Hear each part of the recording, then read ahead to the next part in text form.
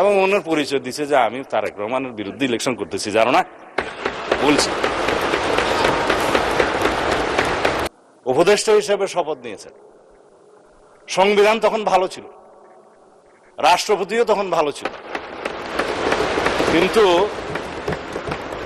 ভাষণের দিন উনি মনোপুত হলেন না আর কি। যাই হোক, মা ছেলেকে ট্যাবলেট খাওয়াতে পারছে না বেশি দিতা, তো কলা খাই ছেলে, কলার ভিতরে কুইনটা ঢুকাই দিল ছেলে, এবং খাওয়ার সময় দেখলো এটা তিতা দিতে লাগে, তার এটা দূর করে বাইর করে ফেলাই দিল। এই কোন আইনকে আপনি জাতিকে এইভাবে বাধ্য করে খাওয়াইতে পারেন? তো জুলাই জাতিসংঘের পক্ষে তো আমরা আছি, সারা জাতি আছে, সেটা দিয়ে তো সংস্কার পরিষদের কোন সদস্য এখানে নির্বাচিত হয় নাই। এই দলের প্রত্যেকটি অক্ষর, শব্দ, বাক্য আমরা ধারণ করি এবং আমাদের এখানে we have many pearls in our string. Already একজন বক্তৃতা দিয়েছেন, আরো দিবেন মাননীয় আইনমন্ত্রী। আমি না দিলে অনেক সময় খুশি হয় অনেকে। আমি ভাবছিলাম আমাদের আরো জুয়েলস যারা আছে তাদেরকে আজকে একটা একটা করে প্রকাশিত করব। মানে স্পিকার, অনেক ধন্যবাদ আপনাকে। আমি মাঝে মধ্যে আজকে একটু দেখব, কারণ রেকর্ডের ব্যাপার অনেক কিছু এখানে উত্থাপিত হয়েছে। আমাদের মাননীয় বিরোধী দলের অনেক বিজ্ঞ সদস্য, ব্যারিস্টার্স, অ্যাডভোকেটস যারা আইন কানুন সংবিধান উদ্ধৃত করেছেন, মজবুরিতে আমাকেও কিছু কিছু জবাব দিতে হবে। আজকে যে নোটিশটা মাননীয় বিরোধী দলীয় নেতা মুলতবি প্রস্তাবের জন্য উত্থাপন করেছেন, লিখিত কাগজটা আমার কাছে আছে। এখানে জুলাই জাতীয় সনদ সংবিধান সংস্কার বাস্তবায়ন আদেশ 2025, আদেশ নম্বর 1 2025, আমি পড়ছি ওনারটা। এর অনুচ্ছেদ 10 অনুযায়ী সংবিধান সংস্কার পরিষদের অধিবেশন আহ্বান প্রসঙ্গে, এটাই হচ্ছে আজকের ফ্যাক্টিং ইস্যু, আলোচ্য বিষয়। তা আসি, এই 10 অনুচ্ছেদ সংবিধান সংস্কার বাস্তবায়ন আদেশের কি? সেটা হচ্ছে পরিষদের অধিবেশন আহ্বান, কোরাম ভোটদান ইত্যাদি সংসদ নির্বাচনের ফল ঘোষিত হইবার 30 পঞ্জিকা দিবসের মধ্যে যে পদ্ধতিতে জাতীয় সংসদের প্রথম অধিবেশন আহ্বান করা হইবে, অনুরূপ পদ্ধতিতে পরিষদের প্রথম অধিবেশন আহ্বান করা হইবে। এটা একটি আদেশ। তাদের বক্তব্য অনুযায়ী এই পরিষদের অধিবেশন কেন রাষ্ট্রপতি আহ্বান করলেন না? এবার সংবিধানে আসি।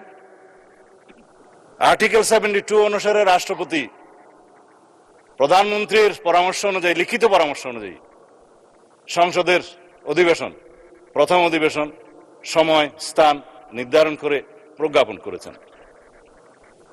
আর্টিকেল 73 অনুসারে তার ভাষণ দেওয়ার কথা, তিনি এখানে ভাষণ দিয়েছেন।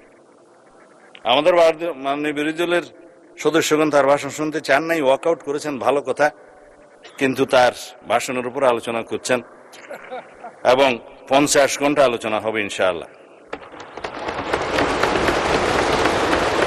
মাননীয় মহামান্য রাষ্ট্রপতির কাছে সংবিধান অনুযায়ী আমাদের কোন কোন সদস্য এখানে আছেন, উপদেষ্টা হিসেবে শপথ নিয়েছেন। সংবিধান তখন ভালো ছিল, রাষ্ট্রপতিও তখন ভালো ছিল, কিন্তু ভাষণের দিন উনি মনোপুত হলেন না আর কি। যাই হোক, এখন এই আদেশটা নিয়ে যে আমরা আলোচনা করব, আদেশের অনুবলে যে সংবিধান সংস্কার পরিষদের অধিবেশন কেন আহ্বান করা হবে না তার উপর যে আলোচনা করব, আদেশটা কি, কিছু কিছু জবাবের মধ্যে চলে আসবে। মাননীয় বিরোধী দলের একজন সদস্য বলেছেন এই আদেশটা বৈধ আইন। এইখানেই হচ্ছে বিতর্কটা। এই আদেশটা বৈধ আইন না। রাষ্ট্রপতি আদেশ জারি করতে পারতেন, পাস্ট টেন্স। 1971 সালের 26শে মার্চের পরের থেকে বাংলাদেশের সংবিধান প্রণীত হওয়ার আগ পর্যন্ত বাংলাদেশের স্বাধীনতার ঘোষণাপত্র অনুযায়ী এবং সেই অনুযায়ী laws continuance enforcement order 1971 10th April এবং the Bangladesh constitution provisional constitution order 1972, এই অনুসারে রাষ্ট্র পরিচালিত হয়েছে রাষ্ট্রপতি অর্ডার জারি করেছেন, রাষ্ট্রপতির অর্ডার অনুসারে নবগঠিত রাষ্ট্র পরিচালিত হয়েছে। আদেশগুলো সবগুলোকে বৈধতা দিয়ে সংবিধানের প্রথম এবং চতুর্থ তফসিলে বৈধতা দেওয়া হয়েছে, কন্টিনিউশন হয়েছে। আমি সেই আদেশকে বৈধ আদেশ মনে করি।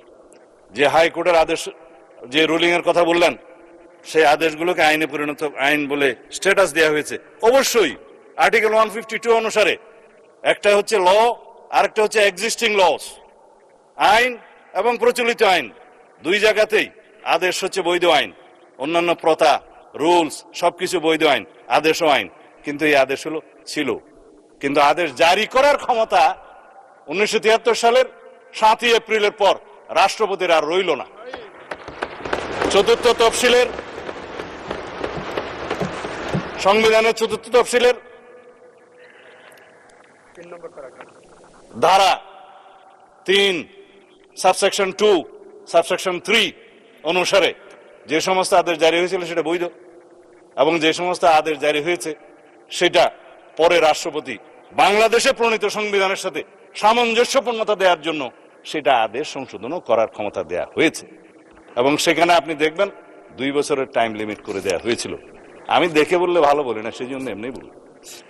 তো সেই জায়গায় 2 বছরের সময়সীমা 1974 সালের একটা দিবসে শেষ হয়, সেটা আমি পরে বলবো, এখানে দেখে বলতে হবে। কিন্তু চতুর্থ তফসিলের ধারা 17 সাবসেকশন 2 লাস্ট প্যারাগ্রাফ অনুসারে বাংলাদেশের রাষ্ট্রপতির আর আদেশ জারির ক্ষমতা রইল না। তারপরে দেখে নিতে পারেন। তারপরে রাষ্ট্রপতি আদেশ জারি করলেন কিভাবে, সেটাই হচ্ছে আজকের ফ্যাক্টর ইস্যু। যে আদেশের জন্মই বৈধ হলো না, সেই আদেশ হবে ভয়েড অ্যাব ইনিশিও লিগ্যাল ল্যাঙ্গুয়েজ, সূচনা থেকেই অবৈধ। এইবার বক্তৃতায় আসি। মাননীয় স্পিকার, এই আদেশটা রাষ্ট্রপতির অধ্যাদেশ না হওয়ার কারণে 133টি অধ্যাদেশ উপস্থাপন করা হলেও সংসদের প্রথম দিনে এই আদেশটা উপস্থাপন করা হলো না, কারণ এটা না হয় অধ্যাদেশ, না হয় আইন। আমি সেজন্য বলেছিলাম এটা হয়তো কোনো নিউট্রাল জেন্ডার হতে পারে। এনিওয়ে, এই আদেশটি অন্তর্বর্তীকালীন সরকারের অন্তহীন একটি প্রতারণার দলিল। এটা আমি আজকে আবার পুনরুচ্চারণ করছি। এই আদেশের 10 ধারা অনুযায়ী সংবিধান সংস্কার পরিষদের যে অধিবেশন আহ্বান করার কথা আমাদের মাননীয় বিরোধী দলীয় নেতা উত্থাপন করেছেন, সেটা ফ্যাক্ট ইন ইস্যু সম্পর্কে আমি আজকে বলে ফেললাম। এখন রাষ্ট্রপতি যে রাষ্ট্রপতি 72 অনুচ্ছেদ অনুসারে যে সংবিধানের নির্দেশ, মানে বিধান অনুসারে প্রধানমন্ত্রীর লিখিত পরামর্শ অনুযায়ী এই মহান জাতীয় সংসদের অধিবেশন আহ্বান করেছেন, স্থান এবং সময় নির্ধারণ করেছেন, সেটাও বলেছি। কিন্তু সংবিধান সংস্কার পরিষদের কি কোনো অস্তিত্ব এখন আছে, যে রাষ্ট্রপতি কোন বিধান বলে এই অধিবেশন আহ্বান করবেন? এই আদেশ, যে আদেশটা ভয়েড অ্যাব ইনিশিও, সেই অনুবলে কি রাষ্ট্রপতি কোনো ক্ষমতা প্রাপ্ত হলেন? হ্যাঁ, যদি আমরা এখানে সবাই সম্মত হতাম, সংবিধান সংশোধন হয়ে যেত, সেখানে রাষ্ট্রপতিকে ক্ষমতা দেয়া হতো এবং রাষ্ট্রপতি সেই অনুসারে সংবিধান সংস্কার পরিষদের গঠন করতেন। সংবিধানে আসতো, ফর্ম আসতো 3য় তফসিলে 148-এর বিধান অনুসারে। সেই ফর্ম অনুসারে যিনি শপথ পরিচালনা করতে পারতেন, তিনি তার নির্ধারণ হতো, সেটি স্পিকার হোক, রাষ্ট্রপতি হোক বা প্রধান নির্বাচন কমিশনার হোক। তারপরে সেই প্রশ্ন আসতে পারত। এখন যে সংবিধানের 4th তফসিলের 3য় দফা সাবসেকশন 2 সাবসেকশন 3 এবং 17 দফার লাস্ট প্যারাগ্রাফ সাবসেকশন 2 আমি উদ্ধৃত করলাম, সেটা দয়া করে সবাই দেখতে পারেন।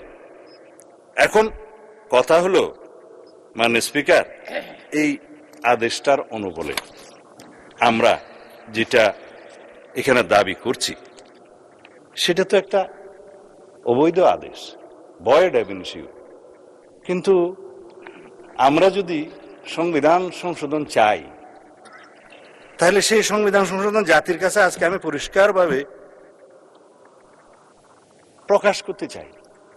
একটা বিভ্রান্তি সৃষ্টি করা হচ্ছে সারা জাতির মধ্যে যে বিএনপি সংস্কার চায় না। বিভ্রান্তি সৃষ্টি করা হচ্ছে। বিএনপি জুলাই জাতীয় সনদ মানে না, কিন্তু যেটা নিয়ে বিতর্ক হচ্ছে সেটা হচ্ছে জুলাই জাতীয় সনদ উইদিন ব্র্যাকেট সংবিধান সংস্কার বাস্তবায়ন আদেশ, অর্থাৎ জুলাই আদেশ। আমরা তো আছি জুলাই জাতীয় সনদে, যেটা জাতির সামনে সবাই স্বাক্ষর করেছি সেটাই। এবং এই জুলাই জাতীয় সনদের 2025-এর ঐতিহাসিকভাবে যেটা স্বাক্ষরিত হয়েছে বাংলাদেশের সকল রাজনৈতিক দলের, গণতান্ত্রিক রাজনৈতিক দলের ফেসিবাদী বাদে, যেটা রাজনৈতিক সমঝোতার দলিল হিসাবে স্বাক্ষরিত হয়েছে, এই দলিলের প্রত্যেকটি অক্ষর, শব্দ, বাক্য আমরা ধারণ করি এবং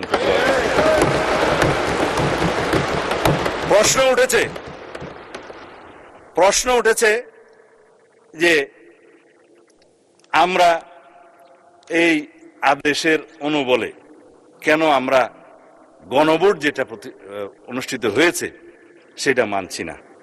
আসেন, গণভোট অনুষ্ঠিত হয়েছে, এই গণভোটের প্রস্তাবক তো আমরা ছিলাম। আমি প্রস্তাব দিয়েছিলাম বিএনপির পক্ষে যে অন্যান্য রাজনৈতিক দল জুলাই জাতীয় সনদ যখন স্বাক্ষরিত হবে, তখনও হয়নি, সেটার আইনি ভিত্তি দেওয়ার জন্য সবাই একটা দাবি উত্থাপন করলেন। বললাম হ্যাঁ, জনগণের সম্মতি নেওয়া যায়। এই জুলাই জাতীয় সনদের পক্ষে জনগণ আছে কি নাই, কারণ এই জুলাই জাতীয় সনদের দুইটা ভাগ। প্রথম ভাগ হচ্ছে সংবিধান সংশোধন সাপেক্ষে আমরা সংস্কারের বিষয় সমূহ এখানে বলা আছে 1 থেকে 47 সংবিধান সংশোধন সাপেক্ষে সংস্কারের বিষয় সমূহ লেখাই আছে। সংবিধান সংশোধন সাপেক্ষে সংস্কারের বিষয় সমূহ যদি এই জুলাই সনদের পক্ষে জনগণ হ্যাঁ বলে, তাহলে পর আমরা সংবিধান সংশোধন করতে পারবো সেই 47টা বিষয়ে। উইথ নোট অফ ডিসেন্ট, প্রত্যেকটা নোট অফ ডিসেন্টে বলা আছে যে সমস্ত রাজনৈতিক দল বা জোট তাদের নির্বাচনী ইশতেহার উল্লেখ পূর্বক যদি জনগণের ম্যান্ডেট লাভ করে, তাহলে তারা সেই মতে ব্যবস্থা গ্রহণ করতে পারবে। আগামী কালকে অথবা পরশু সম্ভবত আরেকটি মুলতবি নোটিশের উপরে আমরা আলোচনা করতে চাইবো। আমরা দিচ্ছি না, বেসরকারি সদস্যরা দিচ্ছে।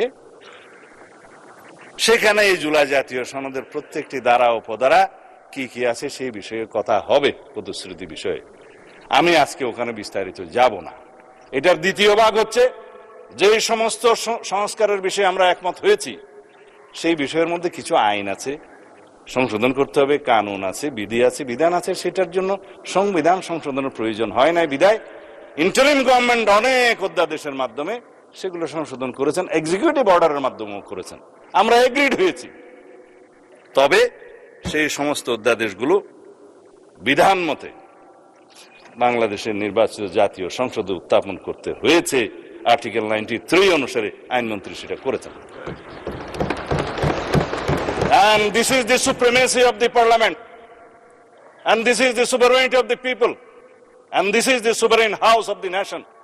এই sovereign হাউসের ক্ষমতা হচ্ছে, এখতিয়ার হচ্ছে রাষ্ট্রপতি অধ্যাদেশ জারি করতে পারলেও ইন বিটুইন 2 সেশনস সেটা এই মহান সংসদে পাশ করে নিতে হবে উইদিন 30 days। এটাই হচ্ছে সার্বভৌম পার্লামেন্টের সার্বভৌমত্ব। মাননীয় স্পিকার, আমরা এখন যদি এটার পোস্টমর্টম করতে চাই, রাষ্ট্রপতির এই আদেশ কেন অবৈধ, তার যুক্তিসমূহ একটু বলি। 7 এপ্রিল 1973, আগে যেটা বলছিলাম, এই তারিখ থেকে বাংলাদেশের প্রথম জাতীয় সংসদ বৈঠক অনুষ্ঠিত হওয়ার পর রাষ্ট্রপতির আদেশ জারির ক্ষমতা রহিত করা হইল সংবিধানের 4th তফসিলের 17 দফার 2 দফা, লাস্ট প্যারা। রাষ্ট্রপতির কোন আদেশ এবং অধ্যাদেশ দ্বারা পরবর্তী সংসদের সার্বভৌম এখতিয়ারকে খর্ব করতে পারেন না। কেন পারেন না?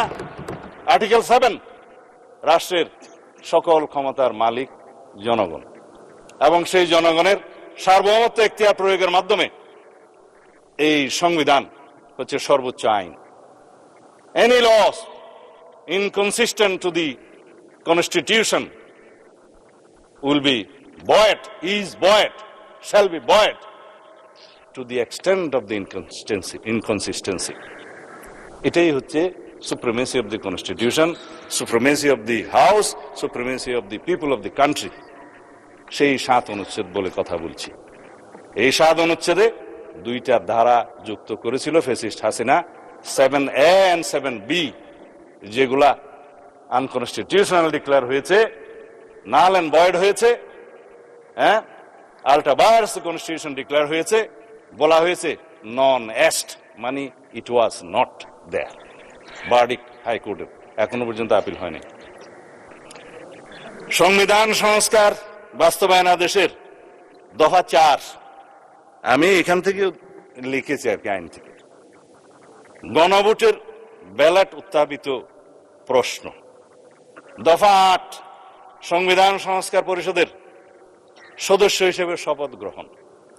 দফা 10, যেটা নিয়ে আলোচনা হচ্ছে, সংবিধান সংস্কার পরিষদের অধিবেশন আহ্বান। দফা 13, সংবিধান সংস্কার অবিলম্বে কার্যকর করা। একটা মহামান্য সম্রাটের আদেশ জারি হয়ে গেল, 180 দিনের ভিতরে সংবিধান সংশোধন হয়েছে বলে ধরিয়ে লওয়া হইবে। তাহলে পরে জনগণের অধিকার কোথায়? সুপ্রিমেসি কোথায়? সুভেরেনিটি কোথায়? জনগণ 51% ভোট দিয়ে কনস্টিটিউশনাল ম্যান্ডেটে নির্বাচিত করেছে এই সংসদ সদস্যদের। প্রশ্ন আসছে ওই পক্ষ থেকে, তাহলে 70% ভোটের কি হবে?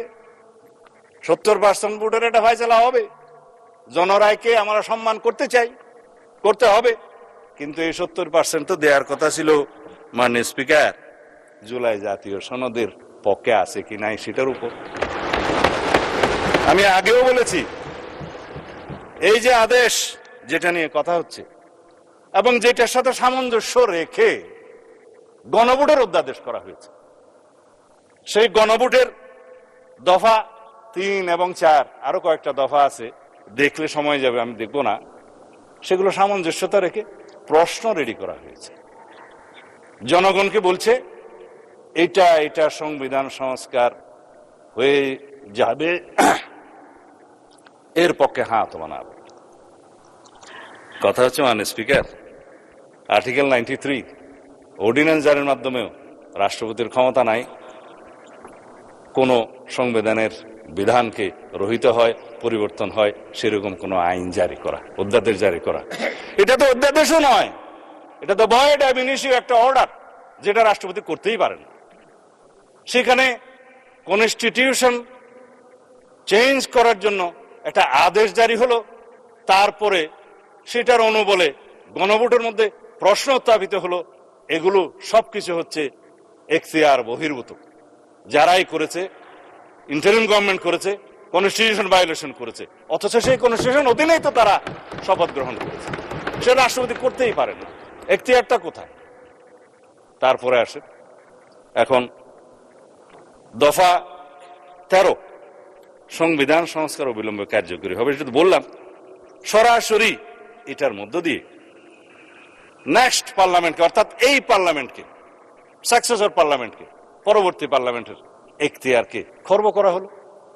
পৃথিবীতে এমন কোন বিধান নাই, সংবিধানের মাধ্যমেও না, সাকসেসর পার্লামেন্টকে, পরবর্তী সংসদকে বাইন্ডিং করতে পারে, অধিকার ক্ষুণ্ণ করতে পারে। হ্যাঁ, করতে পারে। আমরা এখানে এমন কোন আইন এখন সংবিধান আনতে পারবো না যে পরবর্তী পার্লামেন্টের সংসদ সদস্যরা এই করতে পারবে না। নো, যার জন্য সংবিধানের ফ্যাসিস্ট সরকার আরোপিত 7A and B null and void ঘোষণা করা হয়েছে। আল্ট্রা ভায়ারস কনস্টিটিউশন ঘোষণা করা হয়েছে, বলা হয়েছে নন এস্ট, এটা ছিলই না। এখন আসেন যে দফা 7, 180 দিনের ভিতরে সংবিধান সংস্কার সম্পন্ন করার যে বিধান করা হয়েছে, যে এই সংস্কার পরিষদের অস্তিত্বই নাই, সেই সংস্কার পরিষদের এখতিয়ার এখানে ডিক্লেয়ার করা হয়েছে যে 180 দিনের ভিতরে এই আদেশে যা যা আছে সব করবেন। আদেশটার মধ্যে মাননীয় স্পিকার যে সমস্ত তফসিল দেয়া হয়েছে, 30টা তফসিল দেয়া হয়েছে। এই তফসিলের মধ্যে আদেশটা দেখলাম, আমি তো মনে করছিলাম 48টাই তফসিল এখানে ধরিয়ে দেবে, পক্ষে 47টা। বলছে জুলাই জাতীয় সনদ 2025-এ যে সকল বিষয়ে ঐক্যমত হয়েছে ঐক্যমত হয়েছে উইথ নোট অফ ডিসেন্ট। কিন্তু এখানে নোট অফ ডিসেন্টের প্রশ্নটা কোথায়? এখানে নোট অফ ডিসেন্টের অংশটা কোথায়? আপনি প্রস্তাবটা করলেন আর নোট অফ ডিসেন্ট সহ যেভাবে আমরা ঐক্যমত হয়েছে সেটা লিখলেন না। তার মানে এটা হচ্ছে একটা জাতীয় প্রতারণা দলিল। এখানে বলছে দফা 4 অনুযায়ী গণভোটের ব্যালটে উত্থাপিত 4টি প্রশ্নের প্রত্যেকটিতে আপনি আলাদাভাবে হ্যাঁ অথবা না দেওয়ার বিধান, এই হ্যাঁ অথবা না দেওয়ার বিধান এইটা সংবিধান সংশোধনের প্রশ্ন জড়িত, এই পার্লামেন্টের সার্বভৌমত্ব লঙ্ঘনের সাথে জড়িত। সেই প্রশ্নই আপনি গণভোটে দিতে পারেন। যদি দিয়েও থাকেন 4টা গণভোটের প্রশ্ন, আমাকে কেন বাধ্য করা হলো একটা জবাব দিতে হবে হ্যাঁ অথবা না? বলা হচ্ছে যে তুমি এখানে 3টা শরবতের বোতল আছে, তবে এই কুইনেনটাও তোমাকে খাইতে হবে। মা ছেলেকে ট্যাবলেট খাওয়াতে পারছে না বেশি তিতা, তো কলা খাই ছেলে, কলার ভিতরে কুইনেনটা ঢুকাই দিল ছেলে, এবং খাওয়ার সময় দেখলো এটা তিতা তিতা লাগে, তার এটা দূর করে বাইর করে ফেলাই দিল। এই কোন আইনকে আপনি জাতিকে এইভাবে বাধ্য করে খাওয়াইতে পারেন? 3টা প্রশ্নের সাথে জুলাই জাতীয় সনদের মিল আছে। আমরা গণভোট চেয়েছিলাম এই জুলাই জাতীয় সনদের ভিত্তিতে, সবাই সম্মত হয়েছিল। ইন্টারিম গভর্নমেন্ট, অস্থায়ী গভর্নমেন্ট, তত্ত্বাবধায়ক সরকারের মতো মৌলিক কোনো বিষয়ে সিদ্ধান্ত নেওয়ার এখতিয়ার রাখে না। তারা কিভাবে একটা অবৈধ আদেশ জারি করে রাষ্ট্রপতিকে দিয়ে? আমি মহামান্য রাষ্ট্রপতির সাথে তখন কথা বলেছিলাম যে মহামান্য রাষ্ট্রপতি, আপনি কি আদেশ জারি করতে পারেন? বলে আমি তো পারি না, কিন্তু আমাকে পারাচ্ছে। এখন রাজহংসকে জোরপূর্বক স্বর্ণের ডিম পারতে বাধ্য করার মতো ঘটনা। যাই হোক, এখন সেটা অবৈধ ডিম্ব হয়েছে। এখন সংসদ সদস্য হিসেবে শপথ গ্রহণের পর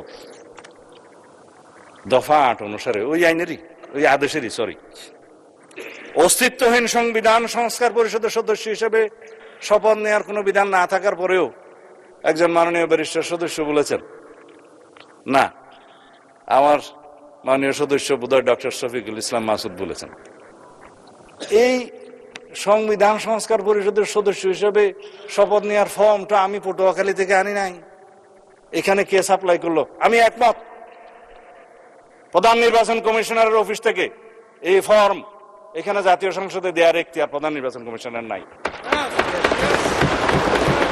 তিনি শপথ নিয়েছেন তফসিল 148 অনুচ্ছেদের অনুবলে তফসিল 3-এ সংবিধান সংরক্ষণের জন্য তিনি শপথ নিয়েছেন। তিনি শপথ ভঙ্গ করেছেন, সংবিধান লঙ্ঘন করেছেন। কেউ একজন সিভিল রাইট হিসেবে মামলাও করেছে, ওখানে পক্ষভুক্ত করে নাই নির্বাচন কমিশনকে, কিন্তু বার্ডিক যদি আসে নির্বাচন কমিশন যে এটা ভায়োলেট করেছে আসবে।